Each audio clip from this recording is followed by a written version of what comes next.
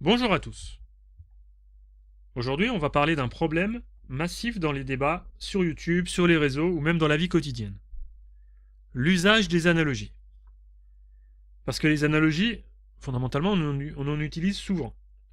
En apparence, c'est très efficace. Mais dans la majorité des cas, ce sont des analogies foireuses.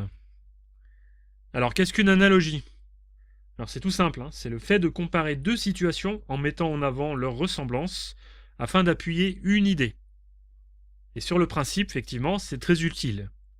Le problème, ce n'est pas l'analogie en elle-même, le problème, c'est la manière dont elle est utilisée. Dans la plupart des cas, ce qu'on fait, c'est exactement ça. On rapproche deux choses qui se ressemblent en surface, mais qui en réalité ne relèvent pas du tout du même cadre. Et c'est là que le raisonnement s'effondre. Alors retenez bien ça. Une analogie n'est valable que si les deux situations relèvent du même cadre. Sinon, ce n'est pas un argument, c'est une illusion de raisonnement. Premier exemple. Prenons le passage de la voiture électrique, de la voiture thermique, à la voiture électrique, qui serait, selon certains, analogue au passage du cheval à la voiture, au début du XXe siècle. Alors, c'est vrai que comme ça a l'air convaincant. Mais en réalité, c'est complètement à côté de la plaque. Pourquoi? Parce que précisément, le type d'évolution, le type d'amélioration n'est pas le même. Entre le cheval et la voiture, on supprime des contraintes majeures, d'accord? On permet des vitesses de déplacement supérieures, une flexibilité d'usage supérieure, et on transforme radicalement la notion du transport, d'accord?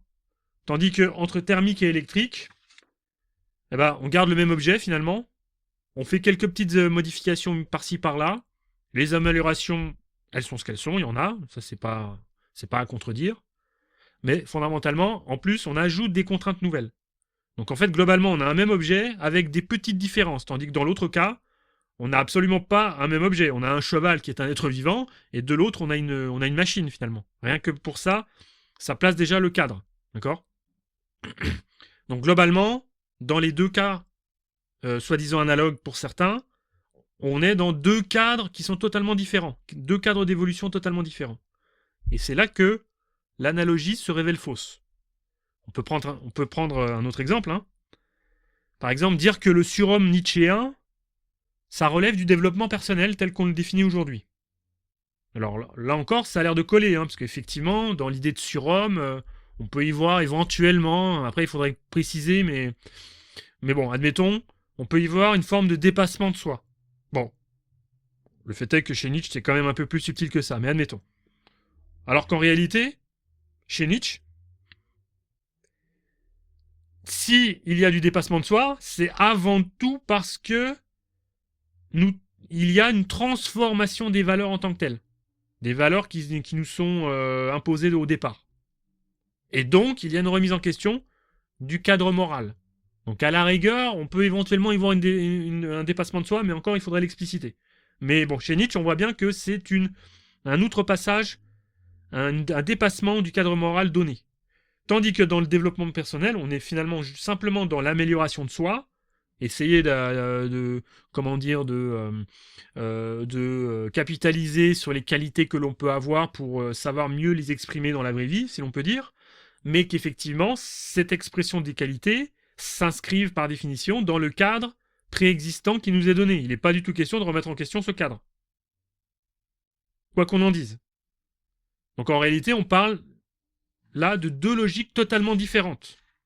Et avec toute la dimension en plus qu'il n'y a pas chez Nietzsche, la dimension mercantile, presque capitaliste, du développement personnel aujourd'hui, qui consiste à ce que certains, effectivement, perçoivent des failles chez d'autres personnes et cherchent à monétiser, soi-disant, certaines recettes qu'ils ont pour que ces personnes puissent effectivement acheter leurs produits et acheter leurs services, quoi. Donc fondamentalement, vous voyez, on passait de Nietzsche au développement personnel, comme certains veulent le croire, c'est un contresens monumental dans la pensée de Nietzsche. Et pourtant, je suis pas Nietzsche, hein, loin s'en faut. Hein. Donc, ce qu'il faut bien retenir, c'est que il faut éminemment faire attention à la logique de l'analogie. Parce que ce que font les gens, la plupart du temps, c'est de rapprocher vaguement deux choses qui se ressemblent vaguement, mais fondamentalement, ils ne raisonnent pas. Ils ne réfléchissent pas. Voilà. Donc, ce qu'il faut que vous reteniez fondamentalement, c'est qu'une analogie, ce n'est pas un argument. C'est un outil qui, effectivement, lorsqu'il est mal utilisé, se trompe royalement. En conclusion, je dirais tout simplement que dès que vous entendez une analogie, posez-vous une question simple. Est-ce qu'on est vraiment dans le même cadre? Si la réponse est non, vous pouvez être sûr que le raisonnement est complètement foireux. Voilà. Je vous invite à aller voir sur les autres vidéos que j'ai postées sur ma chaîne, qui est toute récente. N'hésitez pas à mettre un like, bien sûr. N'hésitez pas à mettre vos commentaires constructifs, intéressants et intelligents, si possible, d'accord? Pas d'insultes, pas d'attaque ad hominem, pas d'émotionnel. Évitez l'émotionnel parce que en fait, ça plombe le débat. Et voilà. Et vos encouragements sont les bienvenus, bien entendu. À bientôt.